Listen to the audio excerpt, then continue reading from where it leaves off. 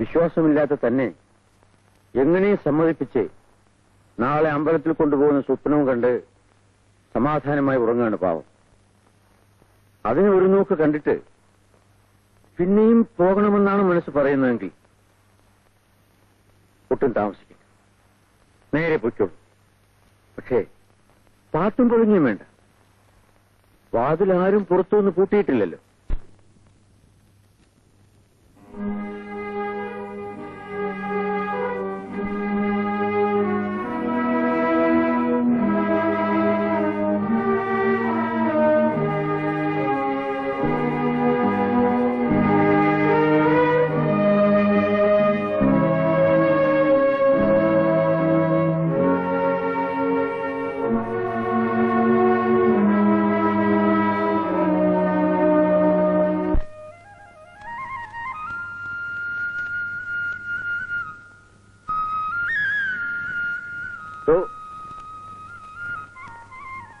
കാൽ കാത്തി വെക്കണോ?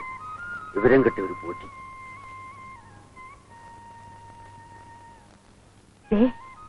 ഉണ്ണി തിരിച്ചു വന്നപ്പോ ഞാൻ നേർന്നതാ ഒരു ഹോമം നടത്താന്ന്. നീട്ടി വെക്കാൻ പറ്റില്ല. തിരുവാതിരയുടെ തലേന്നാ പറ്റിയ ദിവസം എന്നല്ലേ പോറ്റി പറഞ്ഞത്? എന്നാ അന്ന് തന്നെ ആയിക്കോട്ടെ. മൃത്യുഞ്ജയ ഹോമത്തിന്റെ വിശേഷം നിങ്ങൾക്ക് അറിയാഞ്ഞിട്ടാ. ഒന്ന് പറഞ്ഞു കൊടുക്ക എന്റെ പോറ്റിയെ. അതായത് ഈ മൃത്യുഞ്ജയ ഹോമം ഉണ്ണിക്ക് പിന്നെ ആയുസിന് പേടിക്കണ്ട, അപമൃത്യുവിനെയും ഭയപ്പെടണ്ട. അത്രയ്ക്ക് ശക്തിയാ മൃത്യുഞ്ജയ ഹോമത്തിന്. എന്നാലും മീനാക്ഷി, ഇപ്പോഴത്തെ ഒരു നമുക്കുള്ള അമ്പലത്തിലും വഴിപാട് നടത്തിയാ പോരെ? ഇവിടെ ഇപ്പോ ഒരു ഹോമത്തിന് എന്താ ഇപ്പൊ അതിന്?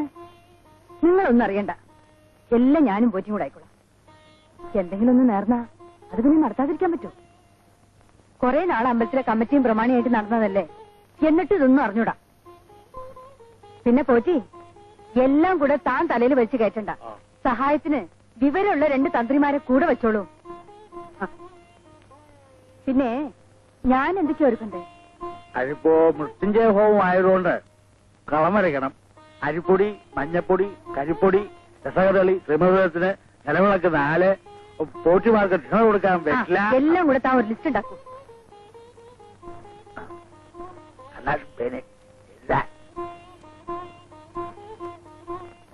എന്തൊരു അസംബന്ധമാ സൂദരി പറയുന്നത്?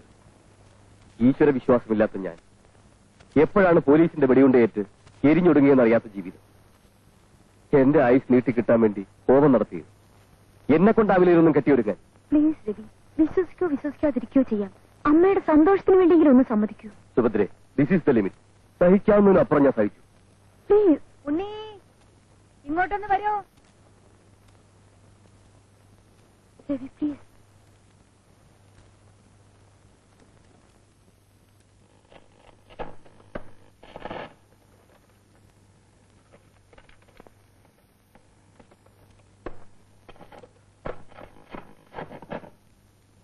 ഇത് പാടണില്ല. എന്താണെന്നൊന്ന് നോക്കുന്നേ. ടേപ്പാണോ? അല്ല, റേഡിയോ.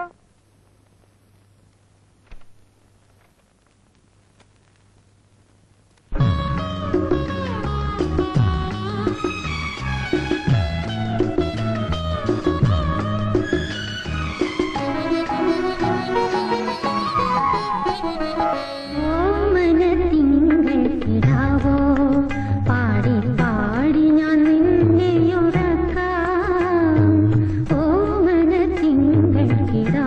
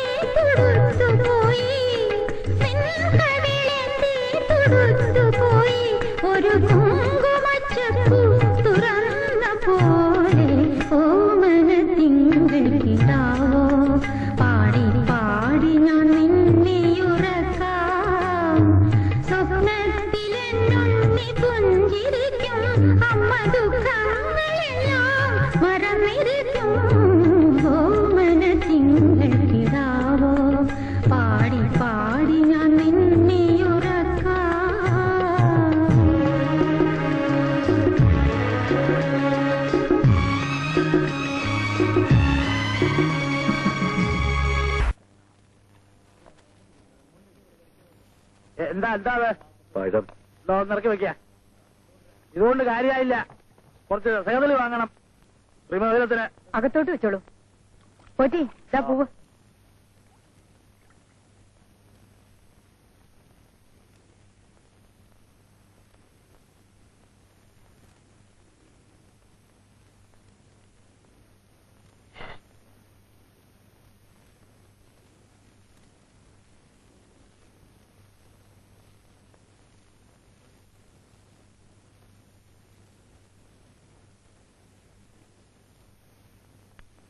എന്താ?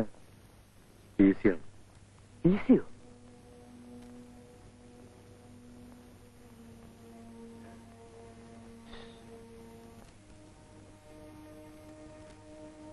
ഇത്രയും നാൾ താനോടൊന്നും അറിയാമായിരുന്നിട്ടും ഞങ്ങളാരും ബന്ധപ്പെടായിരുന്നത് തൽക്കാലത്തേക്ക് താനിവിടെ സുരക്ഷയാണെന്ന് അറിയാവുന്നതുകൊണ്ടാണ്.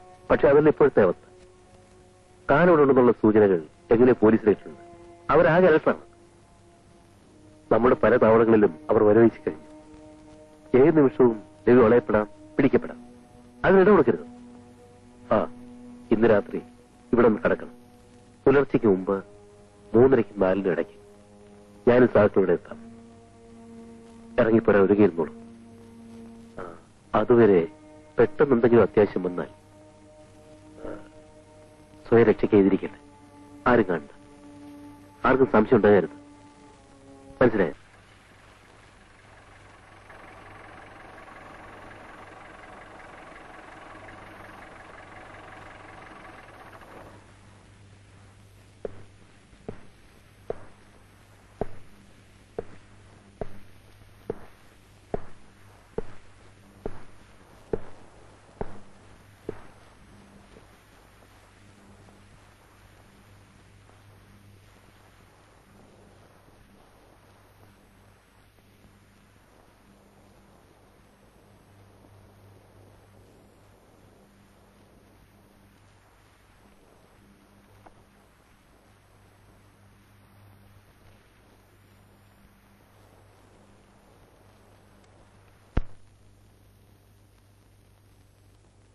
ആരാ?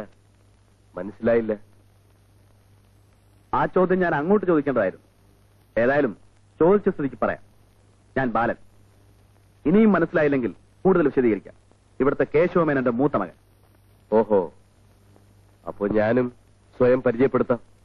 ഞാൻ ഉണ്ണികൃഷ്ണൻ, ഇവിടത്തെ കേശവമേനോന്റെ ഇളയ മകൻ. ഓഹോ, അത് ശരി. കണ്ടതിൽ വളരെ സന്തോഷം. പുനർജന്മമായിരിക്കും. അത്ര തറപ്പിച്ച് പറഞ്ഞത് സ്വന്തം കൈകൊണ്ട് തന്നെ അനിയന്റെ മരണത്തിന് കളമൊരുക്കിയതിന്റെ പേരിലായിരിക്കും.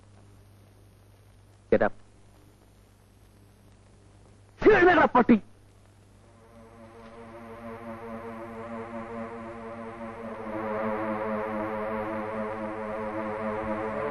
മനസ്സിന്റെ സമനില തെറ്റിയ എന്റെ അമ്മ നിന്നെ ഉണ്ണിവൻ തെറ്റിദ്ധരിച്ചു. വിവരക്കേടുകൊണ്ട് അല്ലെങ്കിൽ ഗതികേടുകൊണ്ട് ആ ഭ്രാന്തിന് കൂട്ടുനിൽക്കാൻ മറ്റുള്ളവരും തയ്യാറായി. നീ ഇവിടെ എന്റെ വീട്ടിൽ സുഖമായി വാഴുന്നുവെന്നറിയാതെ നിന്നെ പിടിക്കാൻ പുറത്തു ചുറ്റും ഞാൻ വലവീശുകയായിരുന്നു.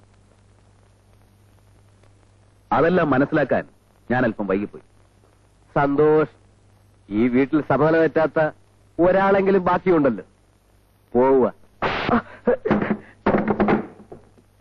ഒരു കുടുംബത്തിന്റെ ദുരന്തത്തെ ചൂഷണം ചെയ്തതും പോരാ, പിന്നെയും പരിഹസിക്കുന്നു. ബാസ്റ്ററ്റ്. സഹിക്കാവുന്നതിനുണ്ടാ ഒരു പരിധി. ഓർക്കാപ്പുറത്തൊരു അടിയേറ്റാൽ ആരായാലും വീഴും. അത് നാച്ചുറലാണെന്ന്. ഇതിന് ഞാനിപ്പോ പകരം വീട്ടാൻ നിന്നാൽ പാവം അമ്മ അത് കണ്ടുകൊണ്ടാകും വരിക. നിങ്ങൾ അതേക്കുറിച്ച് ബാധേടല്ലെങ്കിലും ഞാനത് ഓർക്കണ്ടേ എന്ന് കരുതി അനങ്ങാതിരുന്നാലും മോശമല്ലേ? ഞാനും ജനിച്ചതൊരാണായിട്ടല്ലേ?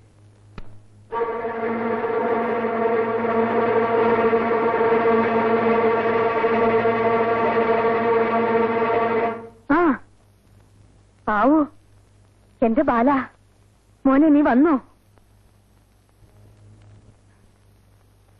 നിങ്ങൾ രണ്ടുപേരും യോജിപ്പോടെ എങ്ങനെ നിൽക്കണാനിട്ട് എത്ര നാളായി. എന്റെ കൃഷ്ണ, നിന്റെ ഓരോ മായാവിലാസങ്ങള്.